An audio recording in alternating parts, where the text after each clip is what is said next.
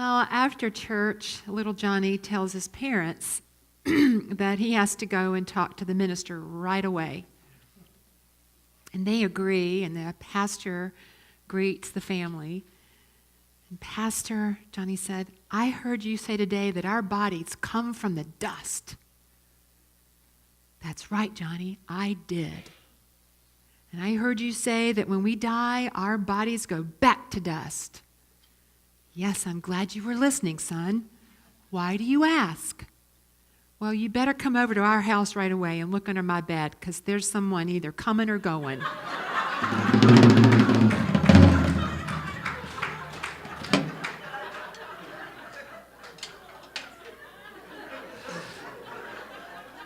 My house, too.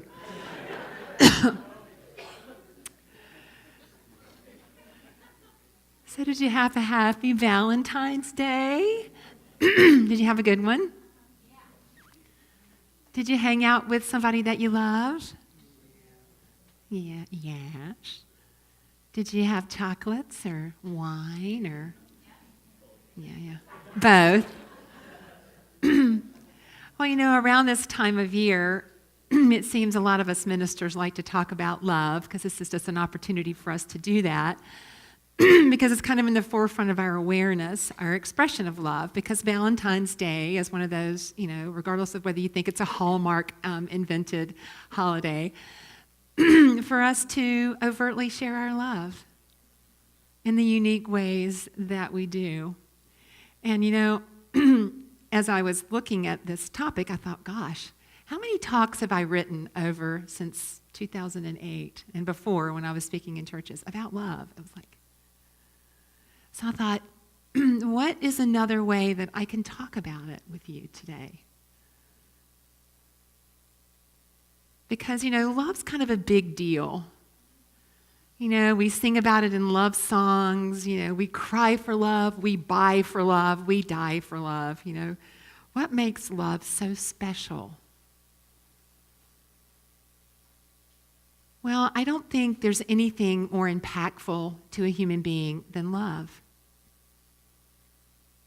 I have a really good friend who is an attachment therapist for young children. And she constantly works with children that have not received love. And the impacts have been severe on their hearts. So the more people are loved, the more they thrive. And when people are starved for love, when love was withdrawn or withheld from them, we struggle. And when I think about it, I think unconditional love is the purest form of expression of our divinity that we can do, that we can express. I think truly it is the sweetest, most profound expression of our divinity. And that's why it's a big deal. Because no love, no peace. But dadgum, there's also those songs about, oh, you left me and you didn't love me. We struggle with that. What keeps us from expressing love? And so what came to me were the stories that we tell about whatever. So if you can imagine someone in your life that maybe you used to love and maybe you don't love anymore, or you're either not expressing love to that person, what I wonder, and I ask myself the same question, what story am I telling about it? What judgments have I created about the person or about what they've done? What labels have I put on that person because of that? And, we all make up and tell stories. And if you remember when we did the Fifth Agreement with Don Miguel Ruiz? That was back in 2015. And I love that work. Don Miguel Ruiz is a Toltec wisdom teacher, author, and speaker. And he reminds us that we're storytellers. That from the moment that we were born, we have been domesticated by whoever raised us to believe certain things.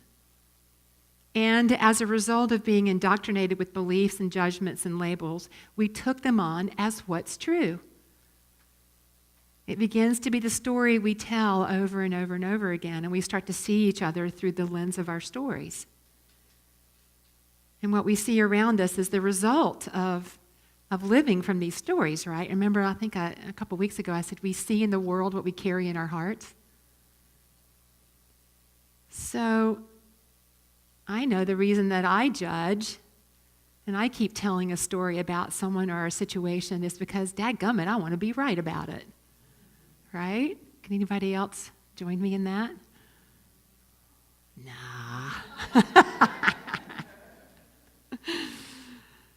So, when we're judging and we're criticizing and we're putting labels on people, where is the room for the love?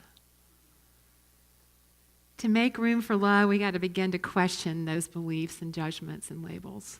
At least that's what I believe. And so I remembered this work. Byron Katie has been around forever.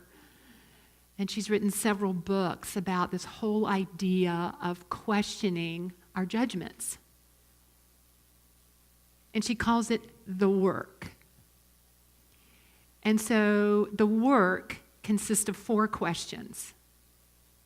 So I'm just going to invite you, as I go through these questions, just to bring to mind a situation you're working with where you're judging someone. And I know we're all love and light, but if you can, muster up somebody you have some judgments about, okay?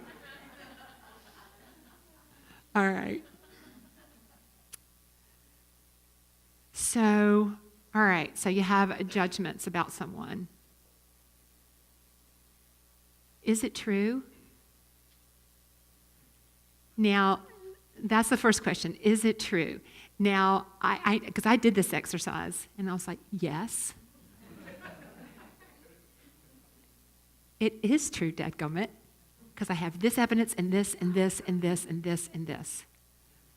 But what Byron Katie says is when you ask the question, is it true, you don't look out here, you don't look at your journal, you be still and know.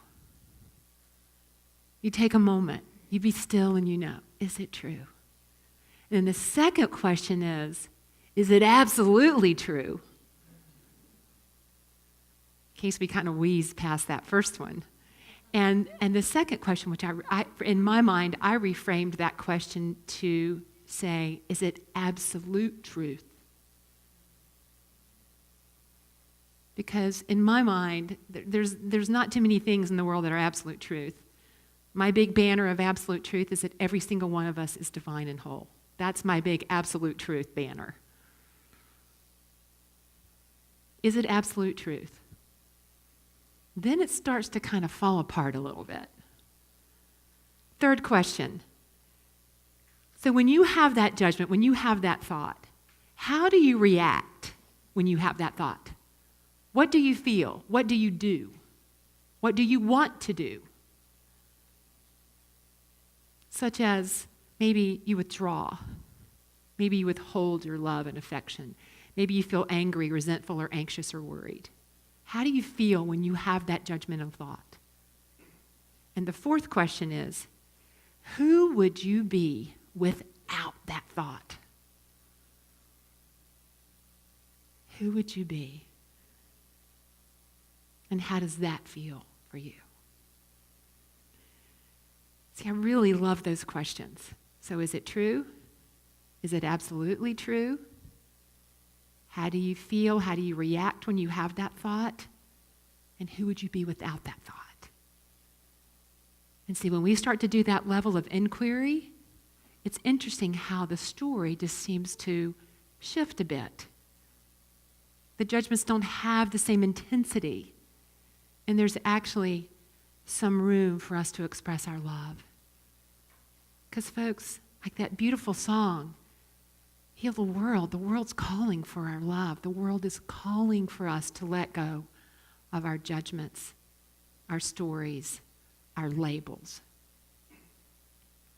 And so I found this video I wanted to show to you this morning that really speaks to this whole idea of labels and how we can withhold our love because we have labels. So join me as we watch this together. I know, I want to cry. So that's how we live love. And the opportunity that I just want to leave us with today is what's ours to leave? What legacy of love is ours to leave? Because I think we can all point to someone who has left their legacy on our hearts and has touched our hearts and impacted who we are today. And I really wanted to tell you this story. When I was 15, I worked at Baskin-Robbins ice cream store because I was raising money to go on a bike trip with Young Life. Have you heard of Young Life? It's a Christian organization for you. And it was 375 miles up and down the Blue Ridge Parkway, and it ended with this beautiful retreat in Weaverville, North Carolina, where the retreat center was. And I made friends with the manager of the Baskin-Robbins, and he was part of the Young Life group. And long story short, I didn't prepare for this trip like I should have with all the jogs and everything, you know. And so I was a hurtin' pup on these 10-speed bicycles going up and down the Blue Ridge Parkway. And the last day of the trip was a 77-mile day where we had to climb Mount Mitchell.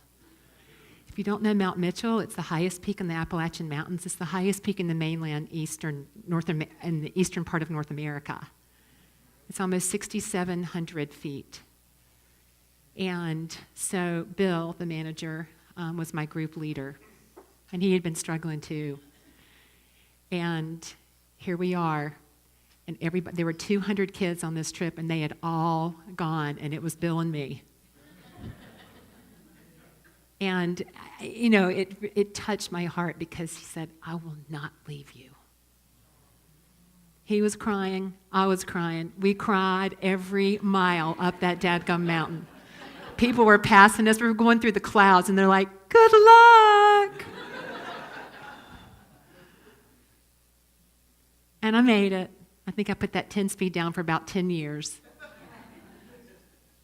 But you know, that sweet soul left a legacy of love in my heart.